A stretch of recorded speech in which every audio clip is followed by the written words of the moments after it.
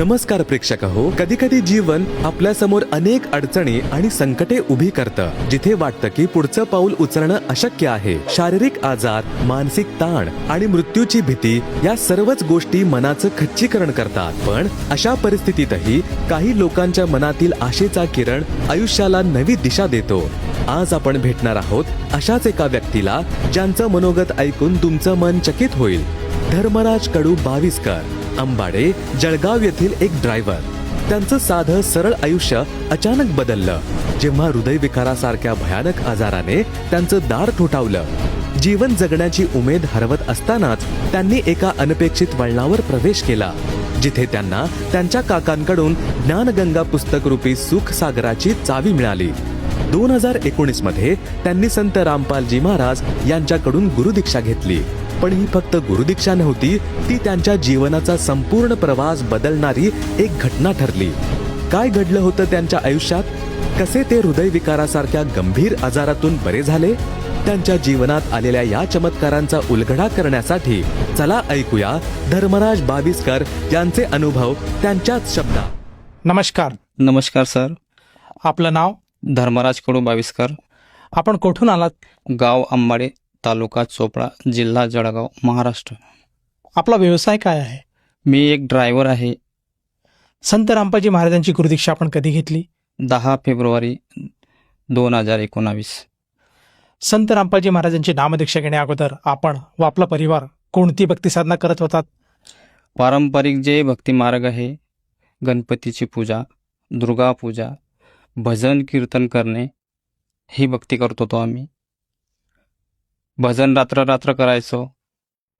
आणि रामानंद माझे पहिले गुरु बालगोपाल महाराज, त्यांच्याकडून मी नामदीक्षा घेतली होती. त्यांनी मला 5 मंत्र दिले होते. ओम, सोहो, हंस, परब्रह्म, तस्मै श्री गुरुवे नमः, हे मंत्र जाप करायचो. असं करत करत खूप वेळ भक्ती केली आम्ही, खूप वर्ष भक्ती केली. सर, जसं तुम्ही सांगत आहात की पूर्वीपासून आपण भक्ती मार्गात होतात, आपण एक भजनी होतात, त्याचप्रमाणे आपण संत बालगोपाळ यांच्याकडनं नामदीक्षा घेतली होती आणि त्यांच्या मार्गावर आपण चालत होतात. तर ह्या सगळ्या गोष्टी करत असताना आपण संत रामपालजी महाराजांच्या मार्गात कसे काय आलात? मी ज्ञानगंगा पुस्तक माध्यमातून संत रामपाल महाराजांच्या चरणात आलो. माझे काका आहेत, त्यांनी मला संत रामपालजी महाराजांचं पुस्तक आणून दिलं. मी ते वाचन केलं आणि त्या माध्यमातून संत रामपाल महाराजांच्या चरणात आलो आणि त्यांच्याकडून नामदीक्षा घेतली. सर, जसे आपण पूर्वी कीर्तन करत होतात, भजन गात होतात आणि आत्ता तुम्ही संत रामपालजी महाराजांची नामदीक्षा घेतली, तर या 2 भक्ती साधनांमध्ये असा काय फरक होता?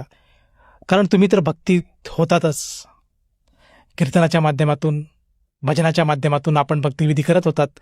मग संत रामपालजी महाराजांच्या ज्ञानाकडे आपली ओढ का झाली? मी ते पुस्तक वाचल्यानंतर त्या भूमिकामध्ये असं लिहिलं होतं की कबीर 3 लोक पिंजरा भया, पाप पुण्य 2 जाल, सभी जीव भोजन भय, एक खानेवाला काल. याच्यात मी थोडासा आकर्षित झालो.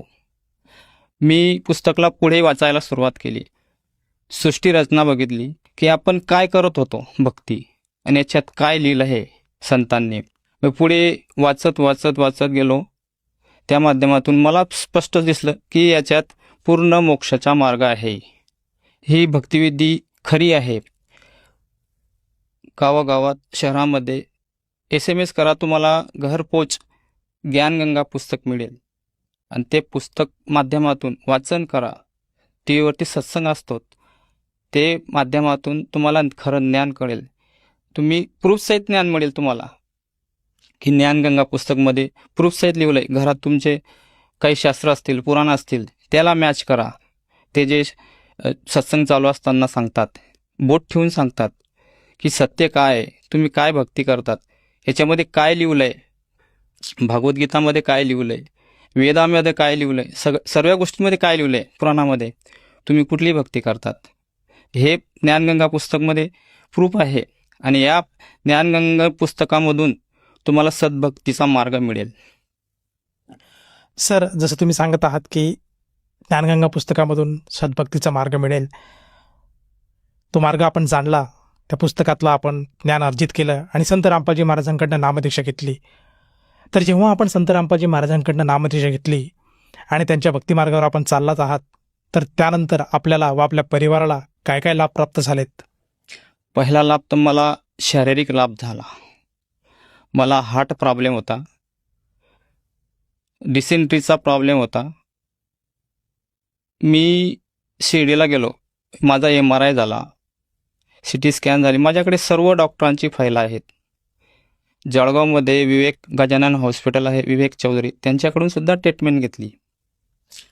आमच्या चोपडा शहरामध्ये नरसिंगा हॉस्पिटल आहे, त्यांची ट्रीटमेंट घेतली. शिर्डीला सुपर साई म्हणून हॉस्पिटल आहे, तिथेही ट्रीटमेंट घेतली. मला काही लाभ झाला नाही. मग मी संत रामपाल महाराजांच्या शरणात गेलो, नामदीक्षा घेतली. तिथून मला लाभ झाला की मला एकही रुपया न लागता माझा रोग, माझे काही वेदना होते शारीरिक, सर्व नष्ट झाले. दुसरा लाभ असा झाला की मी ट्रॅक्टर चालवत असताना माझ्या ट्रॅक्टरच्या ट्रॉलीमध्ये 100 ते 120 स्पीडने मोटरसायकल आली. 2 व्यक्ती होते मोटरसायकलवरती. ते असं घुसले ट्रॅक्टरच्या ट्रॉलीमध्ये की सर्वजण म्हणायचे की दोघं मेले. मी एकदम घाबरून गेलो. सगळे लोक आजूबाजून 100 ते 150 लोक मला मारण्यासाठी धावत आले. मी सद्गुरू संत रामपालजी महाराजांची विनंती केली की हे बंदीछोड सद्गुरू रामपालजी महाराज, तुम्हीच मला वाचवा, याच्यातून जे माझ्यावर हे संकट आलंय याच्यातून तुम्ही मला मुक्त करा. तर त्या ट्रॉलीतून जो मुलगा मध्ये होता तो सुखरूप बाहेर निघाला. त्याला एकही खरोच न असताना सुखरूप बाहेर निघाला. दुसरा व्यक्ती बाहेर पडला होता, ते मोटरसायकलचा चुरा झाला होता. बाहेर निघाल्यानंतर एक कुठलाही ड्रायव्हर असू द्या, कुठेही छोटी मोठी ॲक्सिडेंट झाली तर त्याला सर्वजण बेदम मारहाण करतात. पण बंदीछोड सद्गुरू रामपालजी महाराजांना मी विनंती केली की या मार्गातून मला वाचवा. त्यावेळेस एकही व्यक्तीने मला न हात लावता मला विनंती केली की तुम्ही इथून निघून जा. हा लाभ झाला मला. या व्यतिरिक्त आपल्याला आणखीन काही लाभ झाला का? हा, या व्यतिरिक्त माझी आई 50 वर्षापासून पान तंबाखू खात होते. त्यांच्याकडनं म्हणजे 1 मिनिटसुद्धा राहिलं जात नव्हतं. त्यांनी सद्गुरू संत रामपालजी महाराजांची नामदीक्षा घेतली, तेही मला लाभ मिळाला. सर, जसं तुम्ही सांगत आहात की संत रामपालजी महाराजांच्या सद्भक्तीमुळे आपल्याला नाना प्रकारचे लाभ प्राप्त झालेत, तर या अनुषंगाने आपण इतर भगत समाजाला काय संदेश द्याल? मी संदेश तर काही देऊ इच्छित नसतो. प्रार्थना करतो की संत रामपालजी महाराजांच्या शरणमध्ये या, नामदीक्षा घ्या आणि तुमचं कल्याण करा. सर, जर कोणा साधकाला संत रामपालजी महाराजांची नामदीक्षा घ्यावयाची असेल तर तो साधक नामदीक्षा कशी घेऊ शकेल? TV च्या माध्यमातून चॅनलवरती सत्संग चालू असतात संत रामपालजी महाराजांचे. त्यामध्ये मोबाईल नंबर असतात. तुम्ही मोबाईल नंबर डायल करा, त्यांना विचारा की आम्हाला नामदीक्षा घ्यायची आहे. मग ते तुम्हाला कळवतील की जागे हर जिल्ह्यामध्ये नामदान केंद्र आहेत संत रामपाल महाराजांचे. ते तुम्हाला ॲड्रेस देतील, तिथे जाऊन तुम्ही नामदीक्षा घेऊ शकतात. सर, जसं तुम्ही सांगत आहात की आज संत रामपालजी महाराजांच्या दयेने महाराष्ट्रामध्ये प्रत्येक जिल्ह्यामध्ये संत रामपालजी महाराजांची नामदान केंद्र खुली झालेली आहेत, तर त्या नामदान केंद्रावर जाऊन एखादा व्यक्ती नामदीक्षा घेऊ शकतो. परंतु जर त्या व्यक्तीला नामदीक्षा घ्यावयाची असेल तर त्या व्यक्तीला त्या नामदानासाठी किंवा त्या गुरुमंत्रासाठी किती पैसे मोजावे लागतील? हे तर बाकीचे लोक सर्व खोटं बोलतात की पैसे लागतात. तिथे एकही रुपया लागत नाही, फ्री नामदीक्षा मिळते.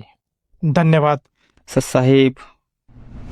संपूर्ण विश्वामध्ये 500 पेक्षा जास्त नामदीक्षा केंद्र आहेत, जिथे निशुल्क नामदीक्षा दिली जाते. निशुल्क नामदीक्षा प्राप्त करण्यासाठी आणि अधिक माहितीसाठी संपर्क करा 7030303951 7030303952.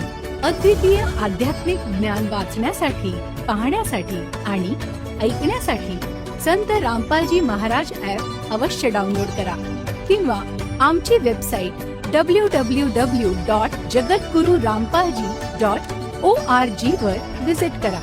आम्हाला सोशल मीडियावर फॉलो करा. सर्व पवित्र धर्मांच्या पवित्र शास्त्रांवर आधारित प्रमाणित अनमोल पुस्तक ज्ञानगंगा किंवा जगण्याचा मार्ग यापैकी कोणतेही एक पुस्तक निशुल्क मागवण्यासाठी आपण आम्हाला आपले पूर्ण नाव, पूर्ण पत्ता, पिनकोड आणि फोन नंबर सह लिहून 7030303951 किंवा 7030303952 या नंबरवर SMS करू शकता किंवा 7030303950 या नंबरवर व्हॉट्सअप देखील करू शकता.